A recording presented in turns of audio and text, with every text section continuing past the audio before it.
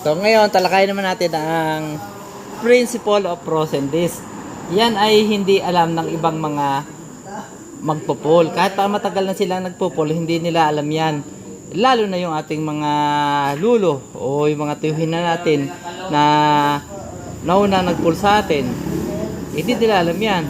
So yung bilyaran, meron silang yung principle of pros and balls naman sa bilyar yon, at yun ay ina-adapt nila, pero sa pool hindi pa nila alam yan, kaya hindi pa nila iniintindihan, hindi pa nila inuunawa, at hindi nila alam kung ano nangyayari sa principle of pros and dis.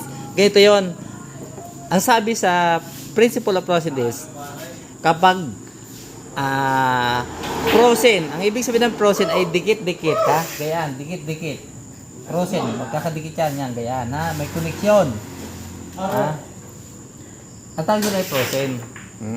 Kapag tinira mo ang mga pitsa niyan o bato na prosen, tama ang pagkakatira mo, kagaya ng ganyan tayo. Ang sabi, itong tatlong ito, nagiging isang bagay na lang. Isang entity na lang siya. O tingnan nyo, naging isa na lang. O, kita mo, isa. Isa na lang sila. Kaya ito, kahit paanong tayo niyan, kahit kagaya pa ang tayo niyan, isa pa rin lang sila. Kaya hindi na magdo-double hit dito sa ibang mga pitsa ang pamato. Dahil isang bagay na yun, ano kang habulin nyo din? Napos ang 3, napos ang 8. Ba't mapupos prosen nga sila Isang bagay na lang yun, isang entity na lang sila. Naging, yung pitsang ito, naging bahagi na ng pamato. Yun ang ibig sabihin ng prosen dis. Kaya hindi maintindihan ng iba kung bakit daw nagiging good chat ang sabi ko. Isang bagay na lang sila. Tatlo sila pero naging isang entity na lang dahil sa law of pros and dis. Na ang ibig sabihin, isang bagay na lang itong tatlong ito. Na pitsa kasama pamato. Isang bagay na lang sila. Oh, kaya nasa pa ang budget niyan.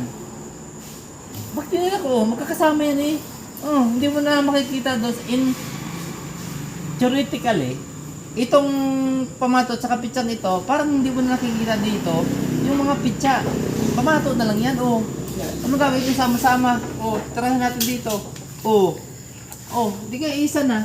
Paano pa mabibadjat? Kaya yung sinasabi ko sa inyo, kahit nakagayan ng tayo, wala na rin budget yan. Pag tinira mo dito ng tama, isang entity na sila diyan. Isang bagay na lang yun So sa ngayon, hindi pa yan nalalaman ng ibang mga tao at ibang mga players. Kaya, kinoconsider nilang budget yan. Pero itong ganito, ako naman, yung mga mahuhusay mag-pool, alam na yan. Na yan ay good shot. Kaya lamang, kapag dumadayo sila, na hindi alam yan, pinagbibigyan na, kagaya ko, pagka hindi alam yan, pinagbibigyan na, sige budget, wala namang problema, hindi ko may kakatalo yun, dami pang paraan para talunin siya. Hindi naman ito lang ang pagpapanalo ko, igagay ko lang, sige sabay yan, di tumira ka, piplisingan lang kita. So, ganun ang ginagawa ng mga magagaling na players. Kaya, hindi ibig sabihin na pumayag ang players na magaling na i-budget yun, dahil yun ang totoo, hindi. Pumayag sila para lang pagbigyan ang kalaban at maiwasan na yung pagtatalo sa gayon tayo. Di walang problema, tuloy ang laban. So, yun lang ang paliwanag ko.